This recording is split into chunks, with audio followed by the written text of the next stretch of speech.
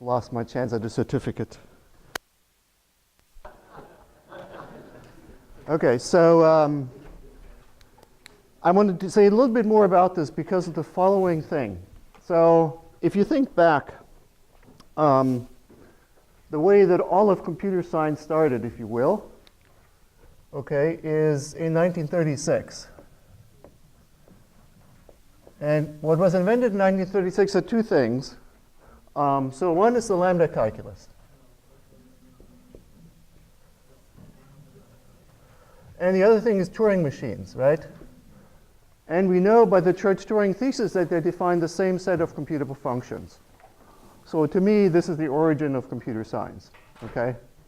Now, the lambda calculus has been very successful in a certain way because I can add logic to that, okay, and I can get type theory.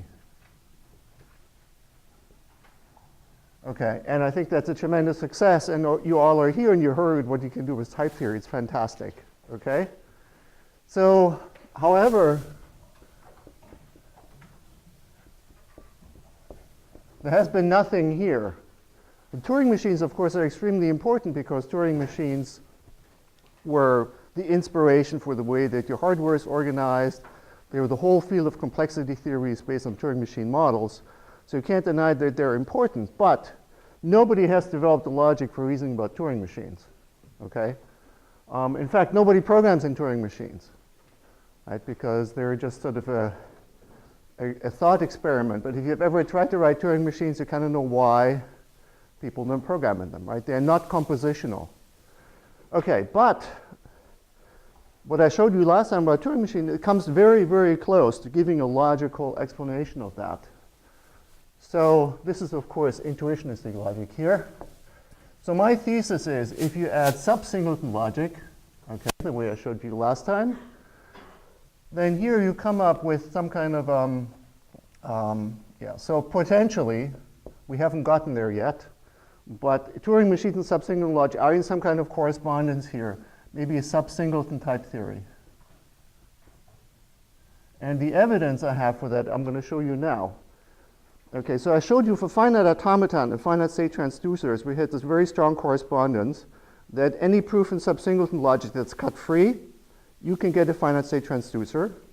If I give you a finite state transducer, you can read off a cut-free proof in sub-singleton logic that actually corresponds to that. So we have a very strong correspondence between the two.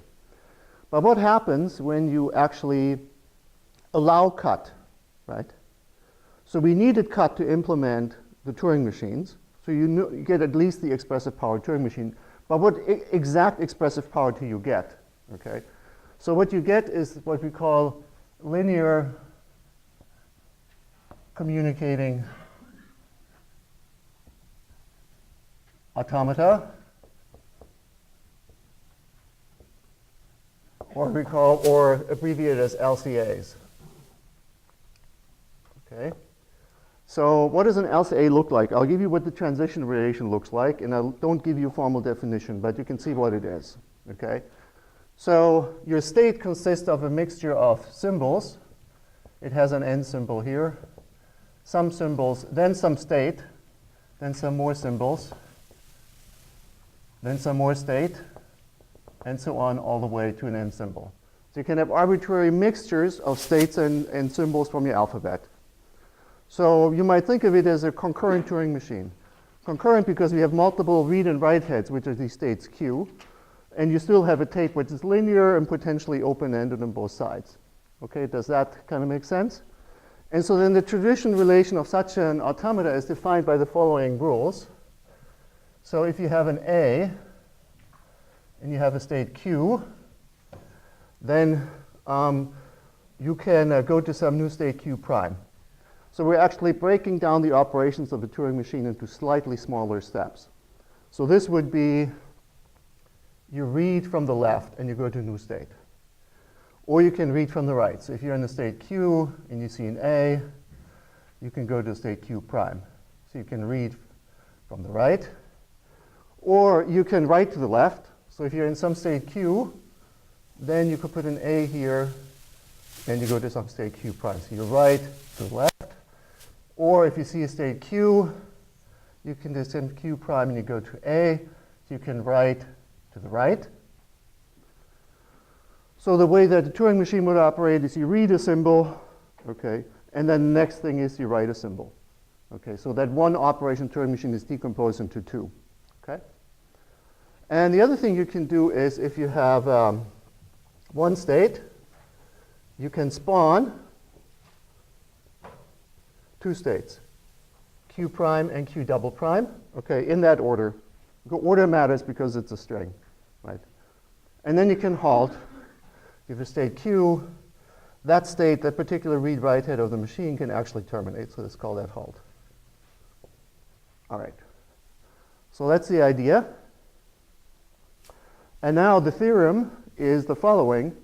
If you have a proof of subsingleton logic, potentially containing cut, but the subsingleton logic, to remind you, is very, very weak. So A is just, okay, you might have 1. Actually, we don't even need 1.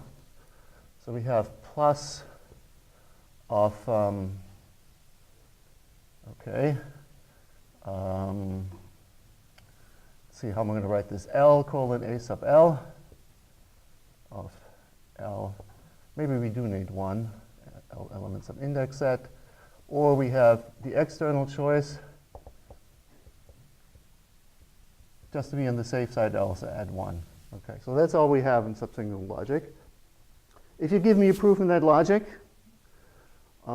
including recursively defined types, that's the way we have done it, I can read off what the LCA actually would be, what kind of Turing machine, what kind of linear communicating automata would correspond to.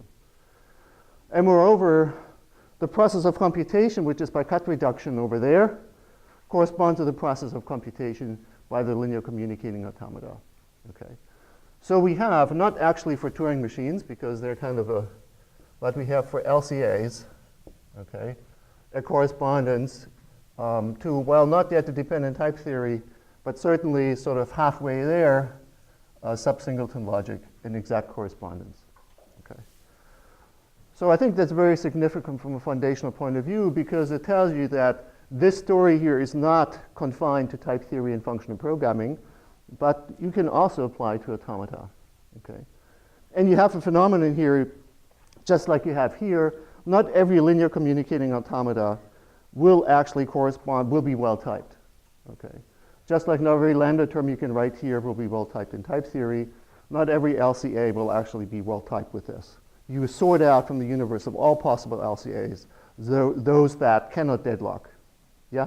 So if you use the spawn to make multiple states, is it then possible to non-deterministically go further than 1, or how does that work? Okay, so anytime you can apply a transition, you're allowed to apply it. So in the untyped case, when you have an LCA that's not typed, okay, you get race conditions because you might have a situation where you have a Q1 and you have a symbol A and a Q2. And the two states might compete for that, and one might win over the other. Okay? But that can only happen if your state is not well typed. When it's well typed, okay, and the interface is well defined between two processes, and this cannot happen. So for the well typed LCAs, there are no race conditions. Similarly, if both of these, if you might have the situation Q1, Q2, and this one might be waiting for a message, and this might be waiting for a message also, both looking to the middle and there's nothing there, then this LCA will deadlock because it can make no transition. But that requires that the right-hand side would have an external choice and the left-hand side would have an internal choice. So again, it's not a well-typed program. And so what you can prove is that that's actually fairly easy. That you have a progress theorem for the subsingleton logic. So you can never get into one of these deadlock situations. But the untyped LCA certainly can, because there's no requirement that they agree on common interfaces. So the situation is really very analogous to the lambda calculus. Okay? And this is, you know, the Turing machine essentially is very, very close to that, except that you only have one read-write head instead of multiple ones at the same time. Okay, so that's the story. So I wanted to tell you that because I think even though this is all relatively recent stuff, I think it's very fundamental. If you ask the fundamental question, is there a logic for reasoning about Turing machines that's sort of built with the machines, we have an answer here, except that I haven't built a dependent version of all of that. Now, based on some prior work I've done, I don't expect the dependent version to be a particularly complicated enterprise, but I don't really know because I haven't tried it yet. But in the non-dependent version, so we have an analogous thing to the simplified lambda calculus at this point. Okay. Are there questions on this? Okay, so in some sense, perhaps it's a rehabilitation of Turing machines from the logical point of view. And also, you notice that the logic is very different from the logic that corresponds to the lambda calculus. Lambda calculus is extremely powerful, the logic, because it has arbitrary function spaces and products and things like that. And you have beta reduction as a computation engine. Here you have this very, very small subset of linear logic, of ordered logic. And computation proceeds in extremely small steps, which is actually what Turing wanted to achieve. I mean, Turing's complaint about Church's lambda calculus was that at the foundation of the lambda calculus is a really complex operation, namely substitution. And if you want to do something like this, counting how many steps it takes to compute something, it's not a good model because some of these steps are huge. And so in Turing machines, every step is very local, very small. It turns out, in subsynchronous logic presented with sequence calculus, all the steps are very, very small. They're just communication between two adjacent processes, one label at a time. Okay? All right, so that was that. Are there questions on this before I move on to program? All right, good. So let's do some programming. I got one question. Yep, so good. The singleton logic being really restricted, is there something that you would imagine might correspond to, the richer version on the Turing machine side or the LCA side? Well, once we start going beyond the subsynchronous logic, which we're doing today, then you get into the realm where it has to be compared to the pi calculus, which is a much richer model of concurrent communication. They don't have to be lined up. Channels can have multiple things on them and so on.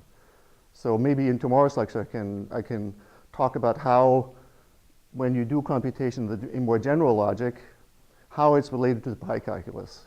We don't get a very good correspondence there for some reasons which I explain. But yeah. Okay, other questions? Okay, so let's write some programs. So I've actually written here a reminder of what we did so far with the ordered logic. Okay, so remember the way we generalized this, that in the subsingleton logic, all the processes were in a line, and they were communicating in the interface in a very simple way. So now we allow a situation like this, where you have one process that offers along one channel and uses a bunch of other channels. Okay? So now your communication topology is always a tree. It doesn't have to, I mean, the lineness, of course, is still allowed, but it could also be a tree. In order to make the tree work, you label these with channel names, x1, x2, x3, x4, and maybe this was called x. And that, if that process communicates with one of the channels that it uses, it knows it can address each of these channels directly. So that's the basic generalization that we're doing. And here's the operational interpretation of the various connectives, and I'll just go through them quickly.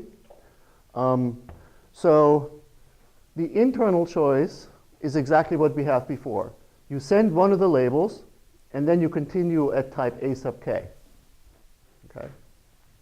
The external choice is still the same as it was before. You receive one of the labels in the label set, and then you continue as A sub k.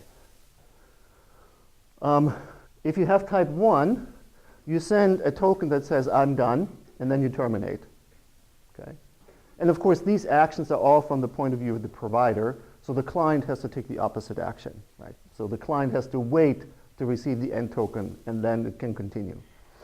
A fuse B, you send a Y of type A, and then you continue as B, except that the Y of type A needs to be in the left end of the context. The context is ordered, and you can't pick something out of the middle. It has to be at the left end. And we derived that from the rule. So I wrote that rule to remind you this. Okay, so if I'm offering a providing the service X A fuse B, then I can send a Y colon A if it's at the left end of the context, okay? And then I continue providing service B with the remaining context. And we saw that had to be the case because the fuse right row splits up the context into an omega left, omega right. This is omega right. And omega left has to be equal to the singleton because it's the only thing I'm sending, okay? And the left rule for this, it says, if I have X colon A fuse B in the context as one of the things that I'm a client of, okay, I can receive a Y, and the Y will have to be added to the context just to the left of where I'm receiving it. But that's already the logical rule, right? You break out A fuse B into an A to the left of a B. So that is as expected.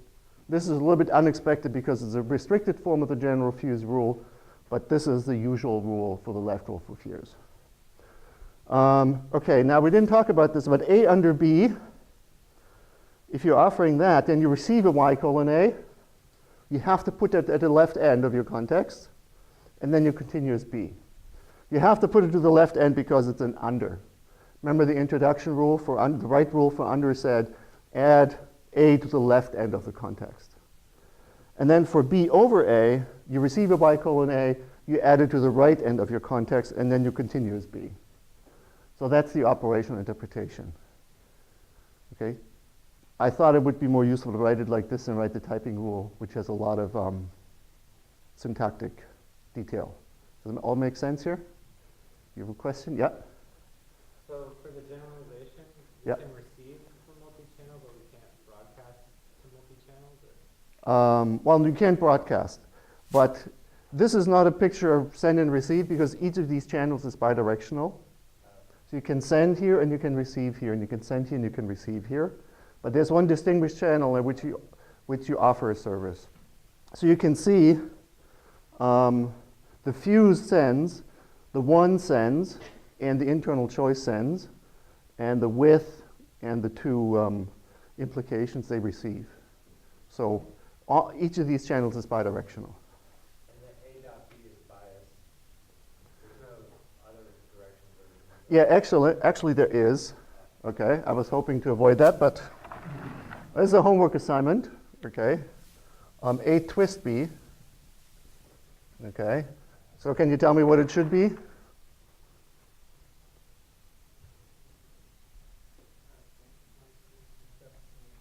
Yeah, you send a Y colon A from the right end, and then you continue as B. All right. What is the logical left rule, just out of curiosity? If I have omega L, I have A twist B and omega R, and I try to prove C. Okay. This is the twist left rule. What should the premise look like? Omega L is definitely there. Omega R is definitely here. C doesn't change. So far, so good. And now what in the middle? Yeah, BA. So I swap the order of B and A. Okay, so yeah, so there's a nice symmetry here.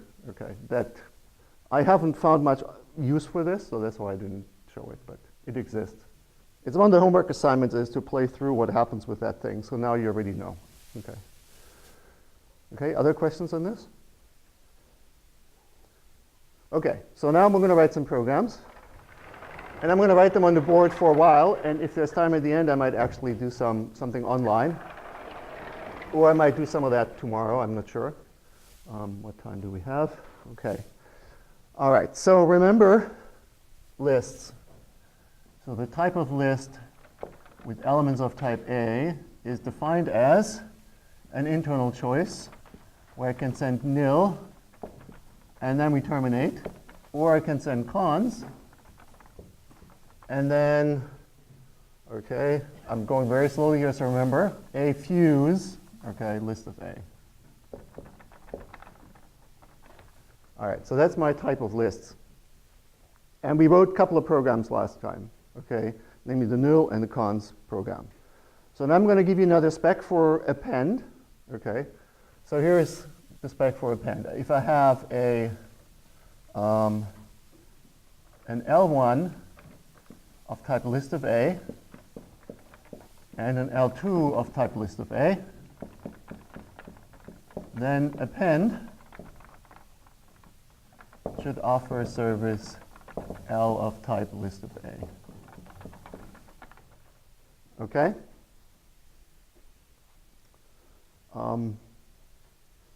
So let's write this piece of code and let's see what we can learn from that. Okay?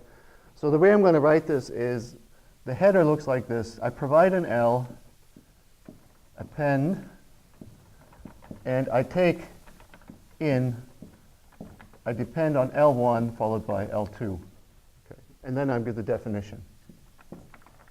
All right. So let's write the context at this point. At this point here, maybe a different color, so we don't confuse this with the program itself. So the context at this point will look, L1 has type list of A, L2 has type list of A, and I have to provide L colon list of A. So that's the situation I'm in back there.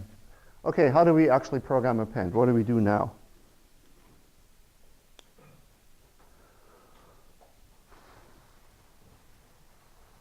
How do we start?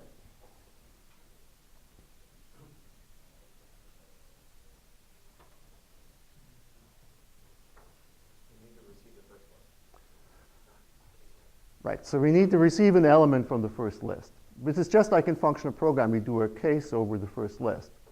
And here we'd also do a case, but the case doesn't mean look at the data structure in memory, but it means receive a message, right? So we do a case here on L1, okay? And there's going to be two branches. It could be nil, or it could be cons. Those are the two messages I could receive. Okay, let's look at the nil case first. After we received nil, what does my context look like? So what has the type of L1 evolved to? It is type 1. L2 is still the same, because I haven't touched that. And I haven't communicated along L, so that also still has the same type. Okay, how do I continue now?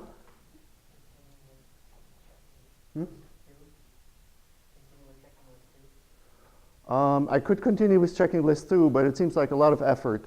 So what you do when you do it functionally, when L1 is empty, you just return L2. You don't go through L2. So what does that correspond to here? Forwarding. So we would like to say that L is implemented by L2, right? That's forwarding, right? From now on, L, which is supposed to return, is going to be equal to L2. That looks good because L and L2 have the same type. But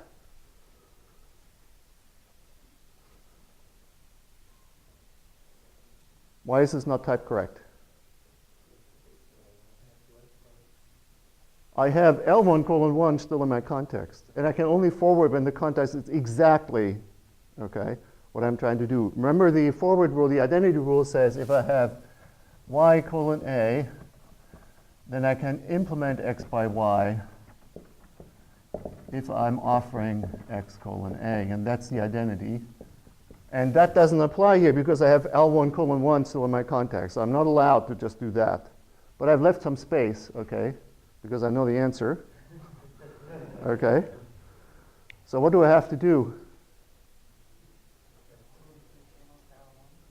Okay, I can't close it because I'm a client. I can only close a channel by sending the end, right? One means send end if I'm the provider. So what do I do? By the way, when I close a channel, I also terminate. So that would be bad. What do I do here? You might not remember syntax, but I have to wait for L1 to close. So I say wait on L1, and then I forward. And after I wait on L1, this will be gone from the context because the left rule removes it from the context. Okay? Okay, so that's my part of my program here. I can't tell you how many times I got an error message that tells me, you forgot to close channel L1.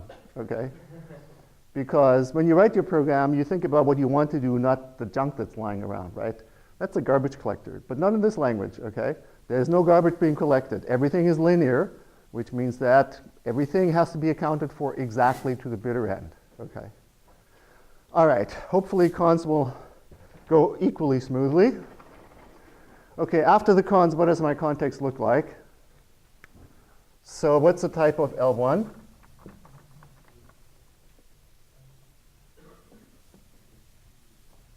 A, fuse list A, right? What's the type of L2? Hasn't changed. And the right-hand side, list A. All right, what do we do next?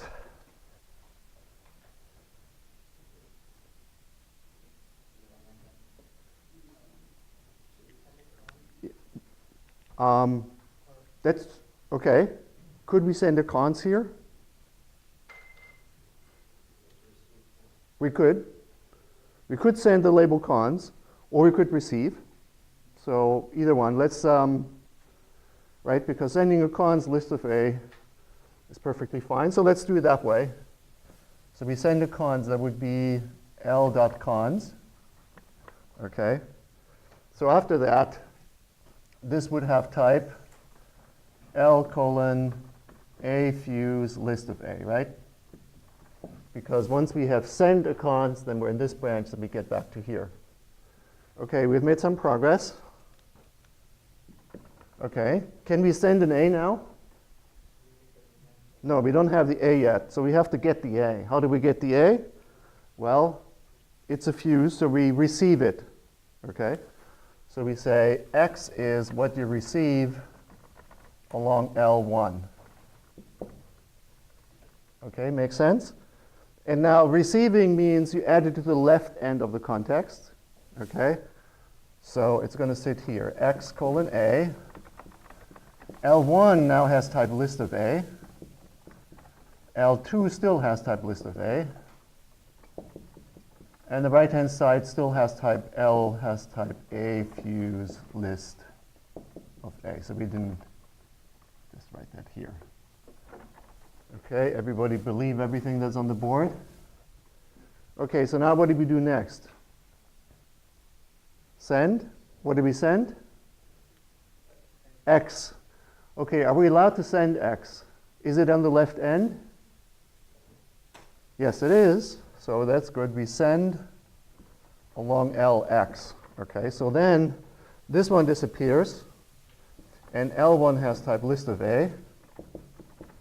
L2 has type list of A. And L now has which type? List of A, because we have send that. Okay? So now what do we do?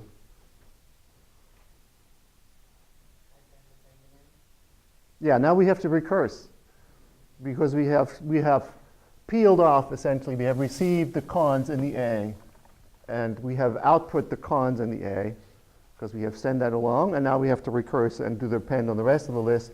And now we're going to write this L from now on is implemented by append, where I pass it L1 and L2. And I have to check that they're in the right order, but they are in the right order, so I can do that. Okay. That's my append program. That makes sense? Okay, it's a bit of a pain because we go in these tiny steps. But on the other hand, if you look at the types, if you don't write the types, well, it's maybe hard to see if it works, but if you write down the types, it makes sense. Now here's a conjecture that I have. This is the only program you can write of type append that terminates. Okay, so in a functional language, an ordinary functional language, if you take two lists as input and you generate a list, you could reverse the first one and append the second.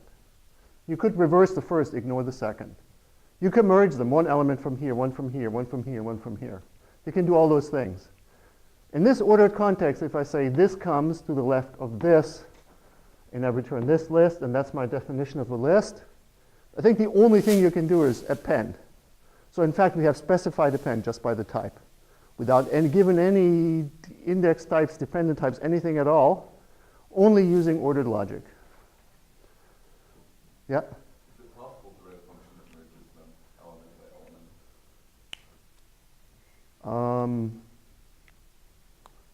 It's a very good question. Anybody has a thought on this? Can we write a function merge or a process merge that takes two lists and merges them?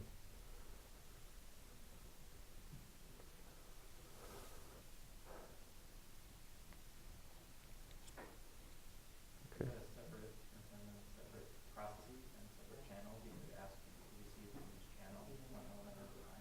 Yeah, so we can do that. We can receive one from here, then one from here. But can we output the first and keep the second one in reserve and then output the second? So I would claim no, it should not be possible. Okay? Now, in linear logic, it would be possible. And the way that linear logic differs from what we have here is that you have the law of exchange. Okay? So linear logic arises from ordered logic the following way. We have this rule that says if you have omega L and you have an A and a B, let's say x colon A and a y colon B, and omega R, and you try to prove some C. Actually, I don't care the process right now. Then you just swap those two, omega L, y colon B, x colon A, omega R, and that's a silent operation. So I'm not even changing my process for doing that. I just think of it as something for type checking purposes. Okay, so if I add the rule of exchange, then I get linear logic. Okay, so it's a very small step from what we already had. Now the order of things doesn't matter, but the things still have to be linear. And now we get a phenomenon that happens the following. You can no longer distinguish from A fuse B, which is the same as A twist B, which is the same as A, what we write as A tensor B in linear logic. Those things are maybe equal is the wrong word here, but they're isomorphic. You can't distinguish between them because the only difference between is the order. If the order doesn't matter, they become the same. Okay. Similarly, A under B is going to be isomorphic to B over A because they only differ on where to put the thing in the context. So that's going to be isomorphic to A arrow B as we write in linear logic because you can no longer distinguish the order. Okay.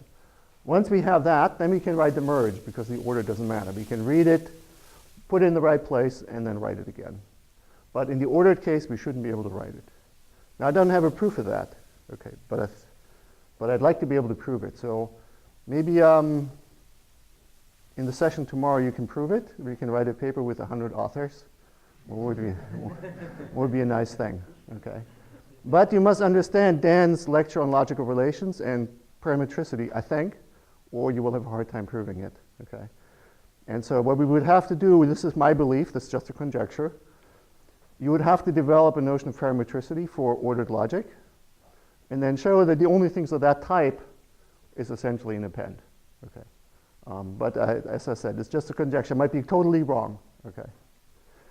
All right, so that's where we are with the append. So in the ordered case, I believe that if you give it this type spec, then in fact you have to write append. Okay, so let's see. Yeah, I think this whiteboard coding is actually okay. So let me continue for at least a little while on the board. Okay.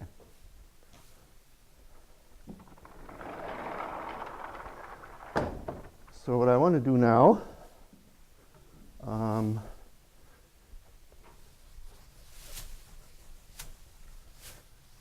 so this is this program up there is kind of in a functional style. Oh, by the way, it's a bit of terminology, just in case I forget to mention it at some other point. The types that send are called positive types. So this one, and this one, and this one are positive types. The one that receives are called negative types. So this one, and these are negative types. Okay. So list, for example, if you can see up there, is a purely positive type. Okay, so if you have that type, you will only send to your client. You will never receive anything from your client because there's nothing negative, right? You send nil, you send cons, that's it. Okay? Because you're only doing sending. And so that's a functional style of programming. So if you have something like lists or even sums, they turn into purely positive types, unless they embed things like functions, which is a negative type. Okay? But now, I want to do a different style of program which is more object-oriented, which you get if you start with a negative type, because then you start by receiving a message to which you respond. Okay, so you have an interaction with your environment. So we're going to program a store for elements of type A, and it's an external choice, so your client decides. And they have two operations. One is insert something into the store. Okay, then it sends something of type A. I'm going to leave out the connective. And then it behaves again like a store. All right. And the other operation is we can delete something from the store. All right, first, when I do an insert, what should be the connective that I put here between A and store?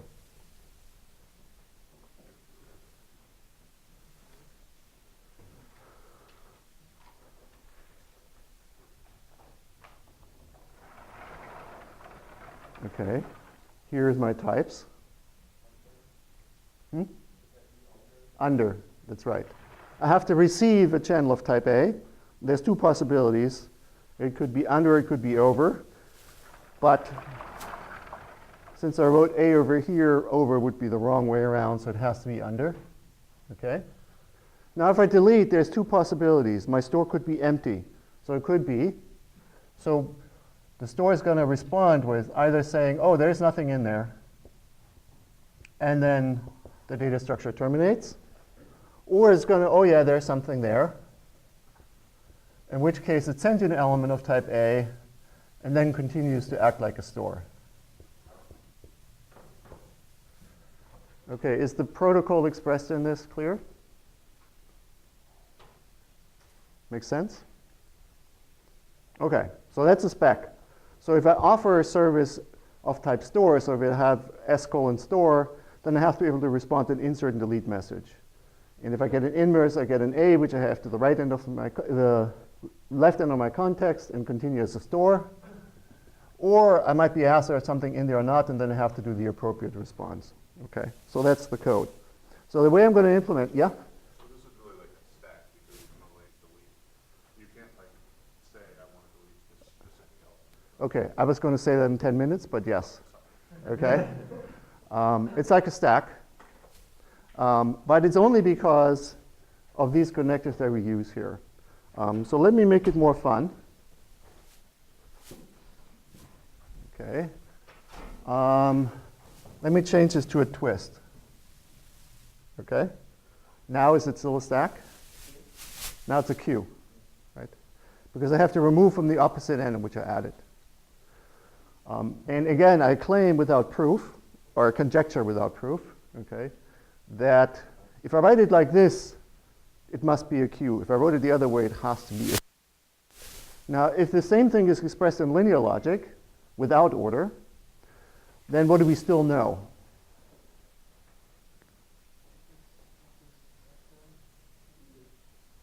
It's not quite a set. Yeah, because elements could be multiple in there multiple times, but we know we will always have to return all the elements that are inserted. Okay, potentially out of order, but we can't drop anything on the floor because that violates linearity. We couldn't duplicate any elements because that would violate linearity. So if we're in linear logic, and this is a linear implication, and this is a tensor, so this would be written that way, and this would be written that way, then we know we get out a permutation. But in ordered logic, we know a lot more. So if we do it like this, we know it's going to be a queue, for sure. At least, well, I conjecture. So let's write the code and see whether we can actually confirm that, at least experimentally, in our code writing. Okay. All right. So I'm going to give you an implementation strategy for this, which is the following. So this is going to be a process which offers a store. And it's going to use another store of the same type.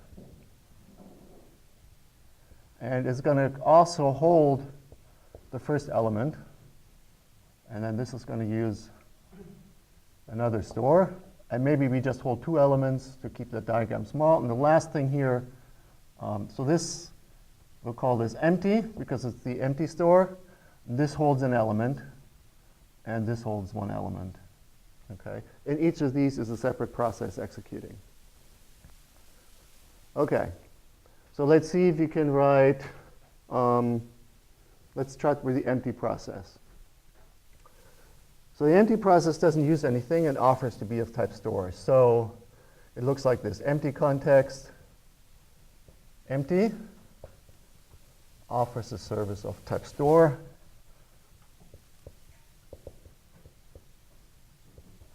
Along a channel S. So that's what we're trying to write. The way we do that is S is implemented by the process empty, which is defined as. Okay, so now we can think about how should this program start? Right, we have to case on the message because it's an external choice. We get either insert or delete, right? Because it's an external choice. So we have a case on S, and there's two possibilities. One is insert, and the other one down here is going to be delete. Okay, if we receive the insert message, okay, what does our context look like at that point? So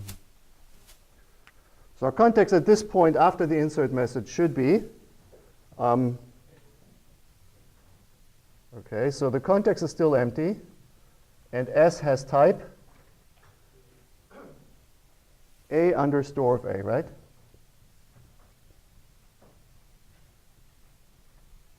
Because we have received the insert, now we have continue with that type. So that's our type of S, right? Okay, so what's the next logical thing to do here?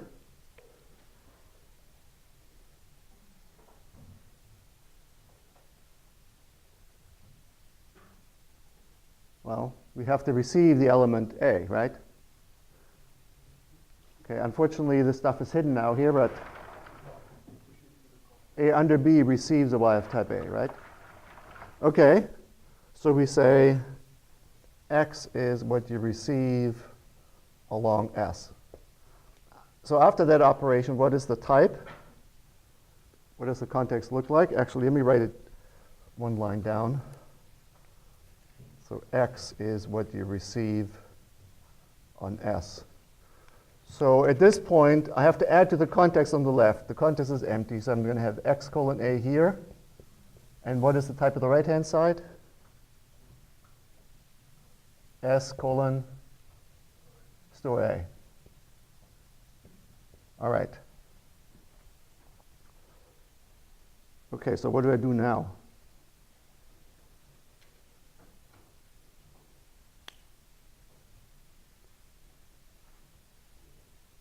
Now I'm in trouble, right?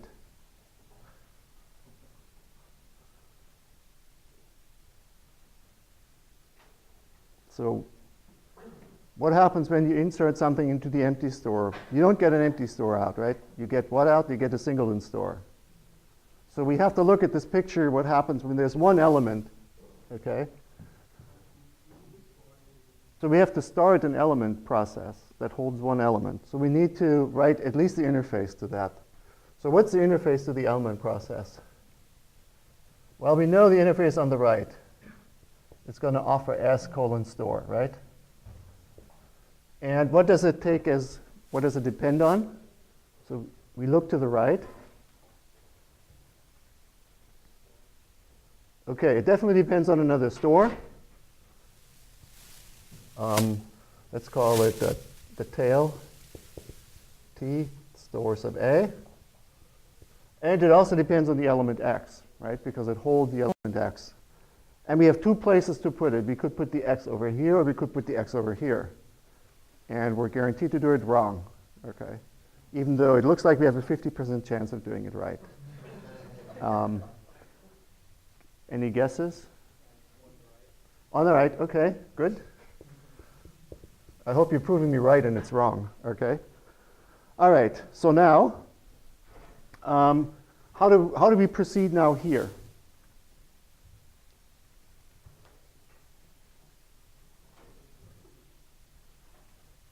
Okay, so we want to create this situation, okay, where we have one element holding X and an empty. So we first need to spawn another empty process because we're executing right now.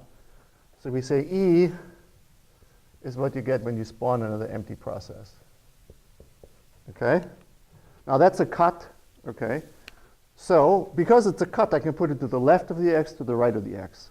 Because cut can put it anywhere in the context, right? It's one place where I have some flexibility, okay? So my right-hand side is s colon store of a. That's good. Then there's x colon a.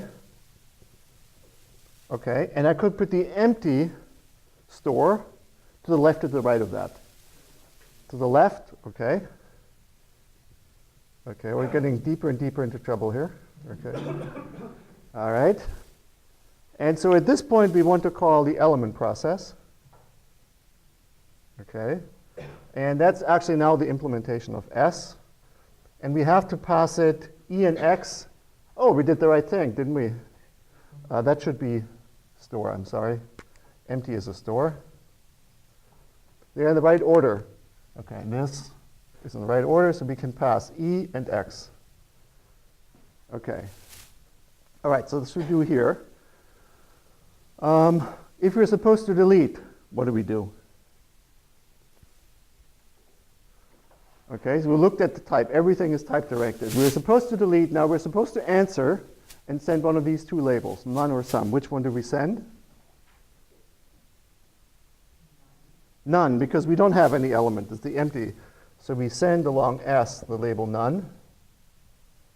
Okay, and then what's our type now for S? 1. How do we satisfy the type 1? We close it and terminate by doing that. So we say close S and terminate. Okay? So that looks pretty good, modulo whether we can implement the element process. Okay, so if we insert, we create a singleton, the empty one, and then a singleton element process. If we're supposed to delete, we say we have nothing and we terminate, which is exactly what the interface says. So now the real challenge is, can we implement element? How does element start? Yeah, we have to take a case and see what our client actually wants, right? Does the client want to insert or does the client want to delete? So we do a case. So S element of T and X. We do a case on what we see on S. And there's two possibilities, an insert and a delete. All right, what do we do when we see the insert?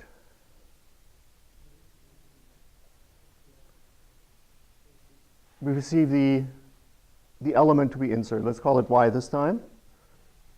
So Y is what you receive along S. Okay, so now we have to write the context because now things get complicated. Okay, so on the right-hand side, what is the type of S at this point? So we have received the insert and we have received the Y. So what's the remaining type for S? Store of A, right? All right, what do we have on the left-hand side in which order? So we started with T and X. Are they both still there? T and X are still there because we didn't interact here with T and X at all. So we have T colon store and X colon A. All right? And we received the Y. Which side do we have to put the Y on? Because this is an under. When we receive an under, we put it to the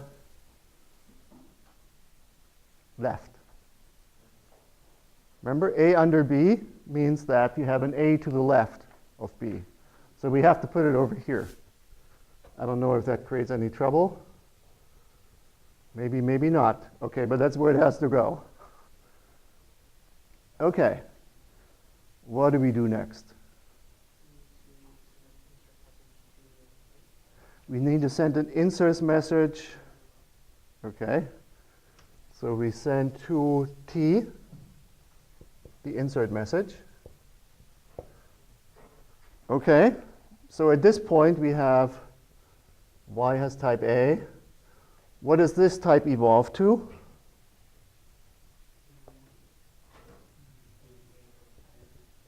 A under store, and the x colon A is still there, right? And the S hasn't changed because we haven't communicated along S.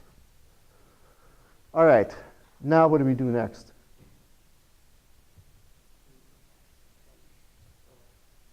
So now we send Y to T, right? So what we're doing here is we're getting Y. So first we get the insert, and then we get the Y. And we send the insert, and then we pass on the Y. And it's going to be passed through until it reaches the end, right? Can we actually send the Y? Are they in the right orders if we can send the Y along T? This is an under. The Y is to the left of it. So yes, we lucked out. Congratulations. Okay. So we can actually do this. Okay. Our 50-50 chance. Okay. Turned out to be correct. We send along T, Y, and it's all right because it's in the correct order. Okay. And then what our context looked like after that. So A is gone. T has type store. X has type A. And S has type store. And that's all good news because what do we do now? We recurse, right? Because we have processed the element, send it on. We can accept the next element at this point. So we just say, OK, now S is implemented by element given T and X, and they're in the right order, so we're good. All right. Let's hope, right? Sometimes it's the last instruction or the last piece of code that fails, but so far it looks pretty good. Okay. If we're supposed to delete, what do we do?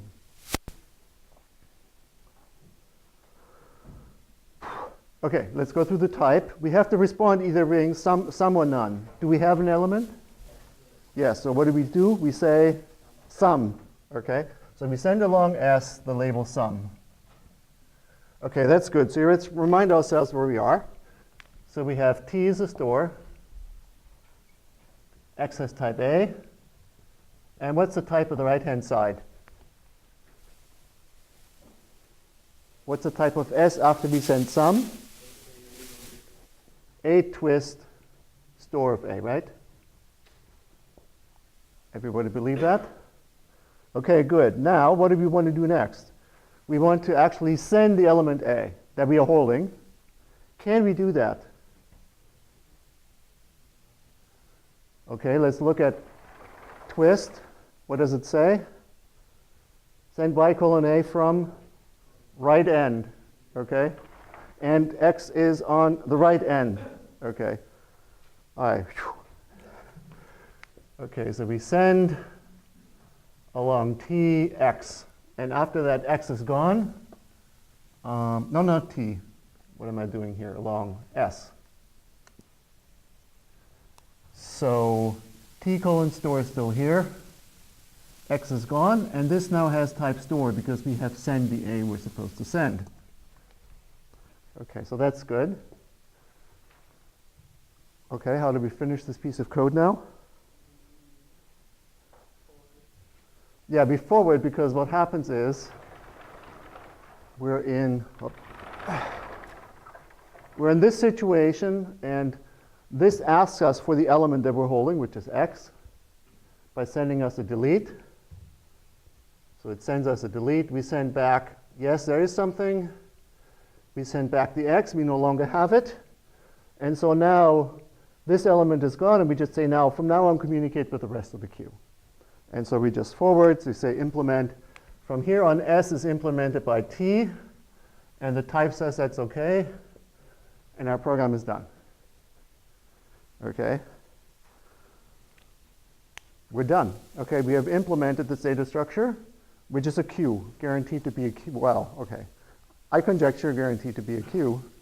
And you can see that when you write this thing, you're extremely constrained. Okay, in what you write, because you have to satisfy the ordering constraints. If we didn't have the ordering constraints, there's other things we could do, but here, I think this is all we can do. All right? So this is actually a very nice use of twist, okay? Because It allows us to use under here and twist over here, and everything works out very nicely to get a Q. So intuitively, we should have seen it from the beginning, right? Because we add A on the left, we have to read it back from the right. If this is a fuse, then I think the original comment holds in that it has to be a stack. Because you add it on the left, and then you have to take it back from the left. So it's going to be a stack. Okay. What about if this is store over A, and this is fuse?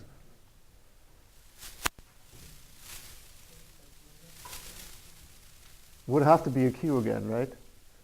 Because we're adding it on the right, and we have to read it from the left. Okay? Or at least that's what it seems like. Okay. All right. So, but this is our store with actually a Q. All right. Are we all happy about this piece of code? Okay. So, just a couple of observations about this, and then I actually will show you some the implementation. And we can write some code if you want. Okay, so one question here is, how much concurrency is in this thing? Okay? How much concurrency and where does it actually occur here? Yeah?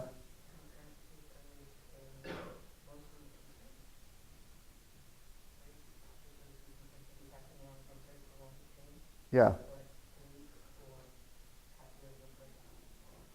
Right. So there's a lot of concurrency here because if I go through the element and I go through the insert, I receive the element, I pass it on, and then I can get the next command. So I don't have to wait till it flows all the way to the end. Okay, so if I insert n elements, it only takes like 2n ticks or something like that, some constant number of ticks for the elements to flow into the queue. Okay, and how quick is to receive something from the queue? Because when it's being deleted, it's taken off the end that I'm looking at here, and then there's a forward. So I get a constant time response either way. So for every insert, I get a constant response time. I can insert the next element, or I can remove an element. So both insert and delete are constant time, assuming that all the things that can happen in parallel will happen in parallel. Okay, can everybody see that on this piece of code? This is actually, even though it's just concurrently written code, is actually highly parallel. Okay. It's still, of course, not optimal from another perspective. If you count not the span, so the reaction time, but if you count the total amount of work that has to be done, the work is pretty high because the element here, if you count up all the operations and not just the reaction time, the element has to be sent all the way to the end. So that's going to be quadratic because if you send in n elements, okay, it's going to be 1 plus 2 plus 3 and so on. So it's going to be order n squared of work. But the span, which counts essentially how quickly can it react, is very good for this kind of program. The ideal parallel algorithms have good work and good span. This has kind of not very good work, but has very good span. You get very good reaction time. To every insert and delete, you get constant time reaction. Okay, and we can read that off. And in fact, if one of the things I could do tomorrow, give you a cost semantics, and you can read off from the cost semantics that this is actually what happens. But you can also just see it here, sort of informally. Okay, other questions, comments, or remarks on this before I spend a few minutes on actual code? Okay, so let's try to take a look at the implementation. And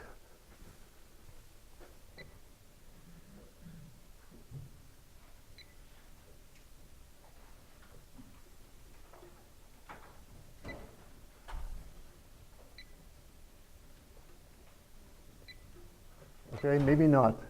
Is Zena still here? Okay.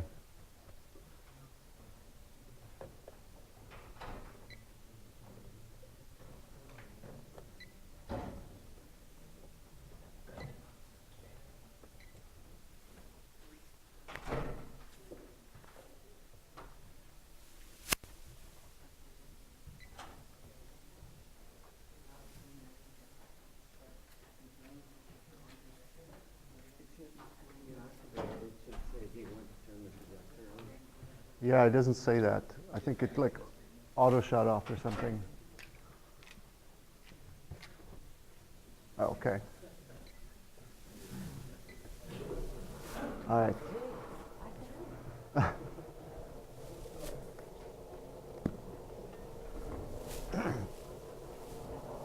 Okay, so there's going to be some translation involved in this because the way we implemented this is in an imperative language. So the translation that you have to think about, you don't need to know any of the logical connectives, which is good. Okay. So the way we're going to, for example, represent A tensor B is as send A followed by B. And the way we would say this B, by the way, this implementation is linear rather than ordered. Okay. So it doesn't actually have to respect order, which is why I'm using these connectives. This means you receive an A and then continue as B. And the internal choice, say, between L colon A sub L is going to be something like choice. And then it says AL is the continuation for, or A1 is the continuation for L1, AN is a continuation for LN. Okay, so that's how these things translate. And this is going to be an internal choice, so we send. So universally, if we send, we have an exclamation mark. If we receive, we have a question mark. Therefore, if you don't remember the logical connectives here, it's okay because they just turn into sends and receives. Okay. Okay. With that, hopefully we can write a small amount of code so I can show you how this language works.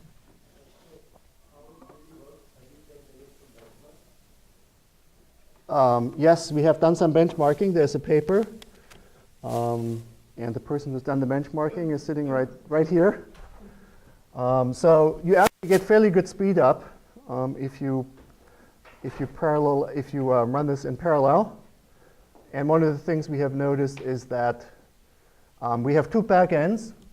So one backend produces C code that uses P threads as the implementation.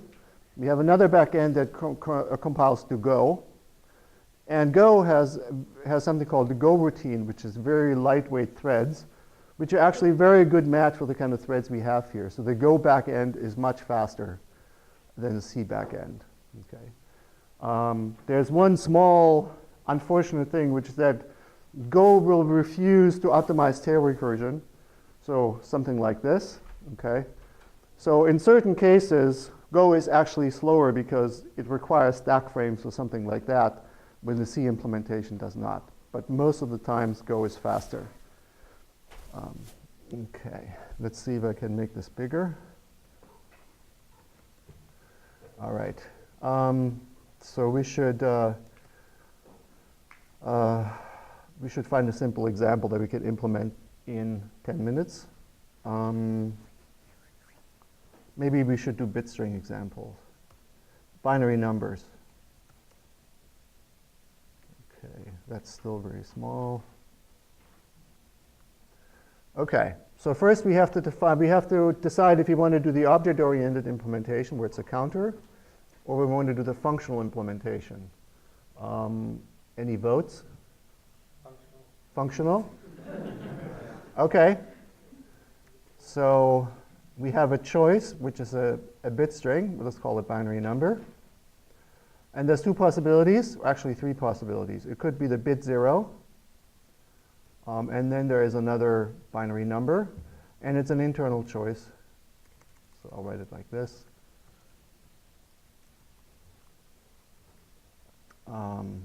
Okay. Or it could be bit 1. Or it could be that we're done. So the number 1 is simply represented as the empty session type. So I should put that here. So 1 corresponds to something that's just empty. Okay. Is that big enough to read? Okay. Okay. Okay, and then we want a binary number, bin, to be an internal choice of that. And let's call that, let's just call it number, okay, like that.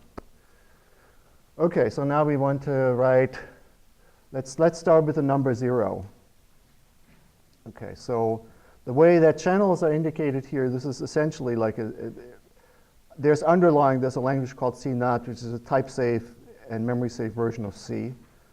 So we'd have to say a number, and let's call this $C. And then we have to say, let's say the number 0. It shouldn't take any arguments, hopefully. And then we have to do something that communicates along C, indicating the number 0. So how do we implement the number 0?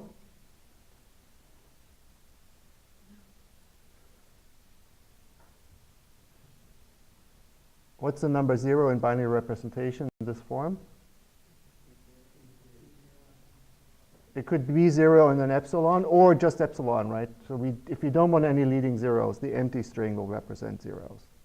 So we can just say, we send along C the epsilon, okay? And then we can get a type error if we do that, okay? Actually, let me write a main function so I can compile it. But let's just return 0. What error are we going to get?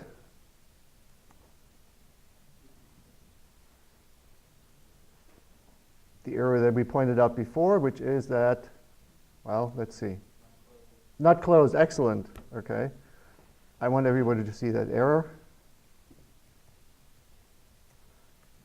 We use a concur runtime, and we're giving it bits.c1. Okay. And I think it said the right thing. Error channel C not closed, insert close C. Okay, compilation failed. Okay, we're excused from this because we knew this was going to happen. Okay, well, let's try this. Compiles, type checks. Okay, good. So we have our 0. What else should we write? Increment. So we take a numbers on, we create a numbers on output along channel C. Increment, which takes another number, D, as an input. Okay, how does the increment work?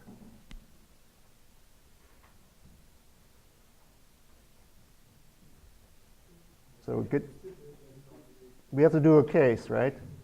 On what we receive along D, because that's an external choice. Or internal choice is going to send us something. Okay, so in the best C tradition, we call that a switch instead of a case. Sorry about that. Okay, and what are the possibilities for it? It could be B0, it could be B1, or it could be epsilon, right? The empty one. All right. In case we see 0, what do we do?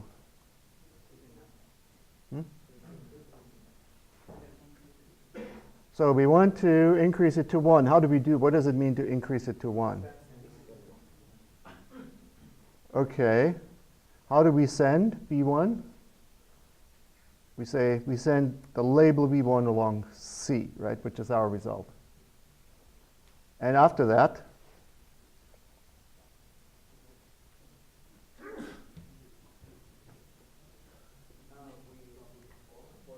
forward. What did we say? Well, C is implemented by D. So that's just an equality here, an assignment, right? Between channels means to forward between them. All right, good. If we see B1, what do we do? Okay, we send a bit 0. That's good. That's not good enough. Now we have to call increment recursively, right? Because we need to increment the rest of the stream. So we say C is now implemented by increment, and we pass it D. Okay? If we see an epsilon, and we're supposed to increment that, what do? We send B1.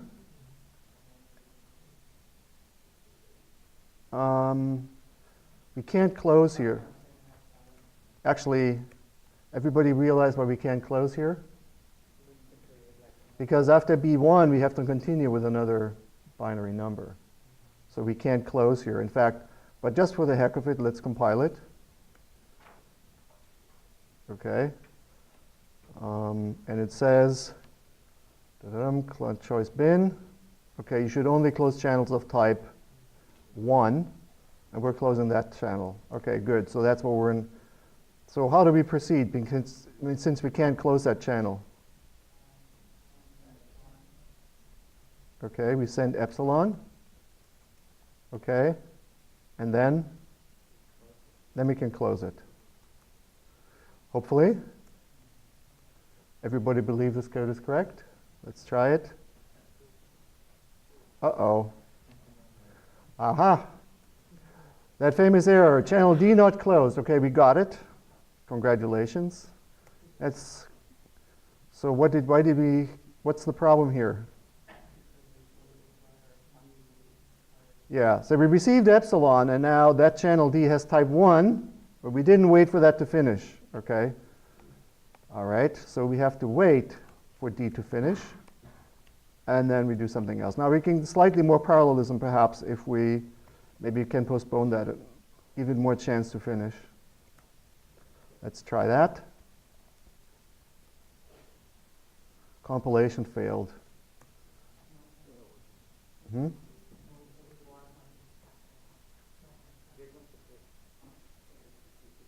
Which one failed?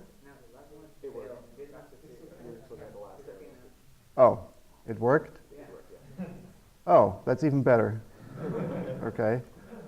All right, so now we should test this code. So in the main function, okay, we should write a little something. Oh, what was that? Okay, ignore that.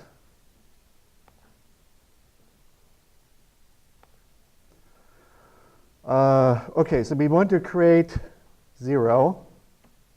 So we start with 0. So we say number $C equals 0. And then we want to increment it. How do we do that? Since we did it functionally, we can't just send an increment message, unfortunately, but we have to do something like number $C1 equals increment $C0. Okay, now that will consume C0 or C0, and we get C1. Number $C2 equals increment. This is a little awkward, right? Okay. Now the channel should be the number 2. How do we test that?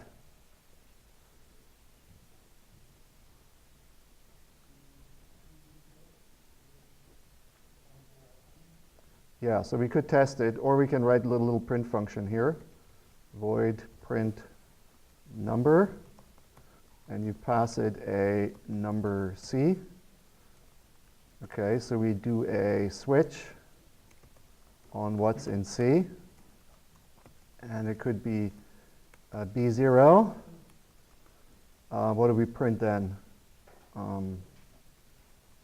Print 0. And then call ourselves recursively. Does that work? And if it's a B1, we print 1, and we call ourselves recursively. And if it's epsilon, we print new line, something like that. Okay, you want to print a...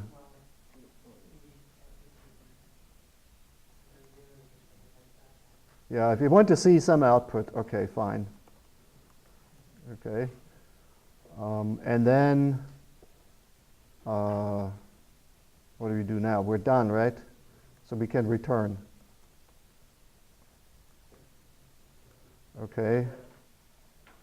Is there a bug?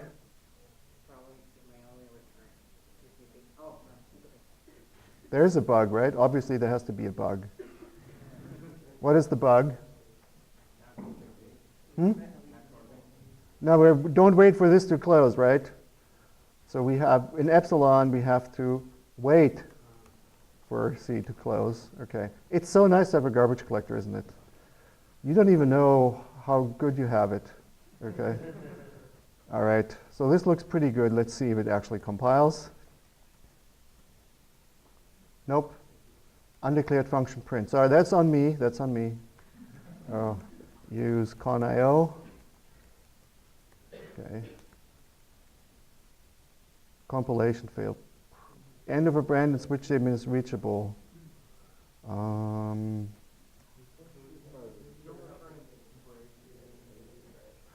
Break between branches. Where is that? Where are we here? Okay, so this is a C thing. Okay, you're excused from this. That's okay. We can just return, right? And here return also. Okay. Sorry about that. Oh, still wrong.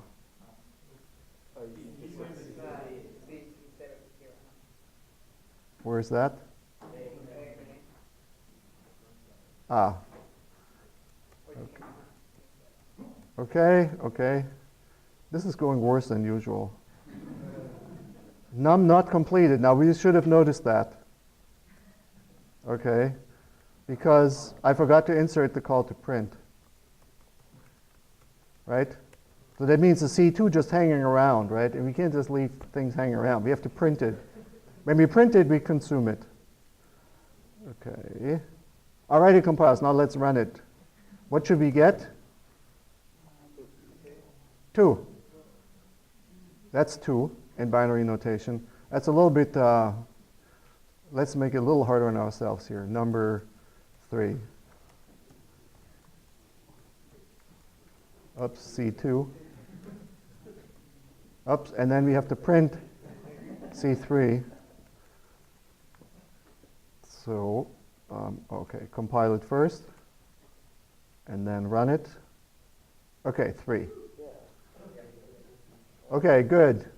All right, so we got our binary numbers implemented. Congratulations. Let's have lunch. Okay.